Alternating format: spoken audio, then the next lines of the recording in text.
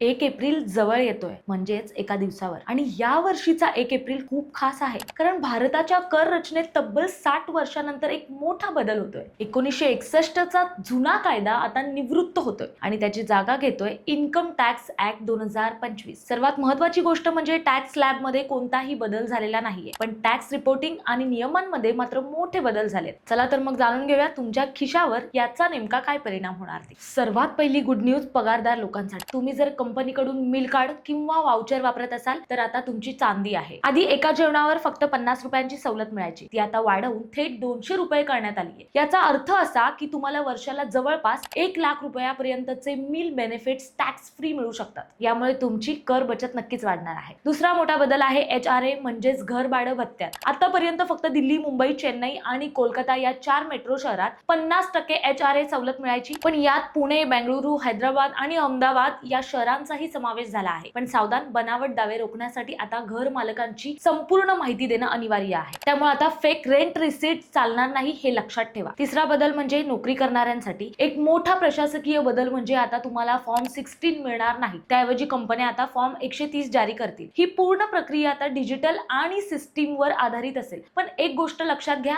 जर तुमच्याकडे TDS मध्ये काही चूक असेल तर रिफंड मिळायला उशीर होऊ शकतो. त्यामुळे माहिती देताना अचूक द्या. चौथा बदल असा की पॅन कार्डचे नियमही आता कडक झालेले आहेत. विशेषतः गाडी खरेदी विक्री सारख्या मोठ्या व्यवहारांसाठी पॅन कार्ड अनिवार्य आहे. तसंच आता जुनी टॅक्स रिजीम की नवीन टॅक्स रिजीम हे निवडण्यासाठी वेगळा फॉर्म भरण्याची गरज नाहीये. तुम्ही ITR भरतानाच थेट तुमचा पर्याय निवडू शकता. हा नवीन कायदा कर वाढवण्यासाठी नाही तर यंत्रणा अधिक पारदर्शक करण्यासाठी आहे. त्यामुळे तुमचं पॅन आधार लिंक आहे का, की तुमची सॅलरी स्ट्रक्चर नवीन नियमानुसार आहे का, हे एकदा नक्की चेक करा. तुम्हाला या नवीन नियमांबद्दल काय वाटतं हे आम्हाला कमेंट्स करून नक्की सांगा आणि अशाच माहितीपूर्ण व्हिडिओसाठी प्रहार न्यूज लाईन चॅनलला फॉलो करायला विसरू नका. धन्यवाद.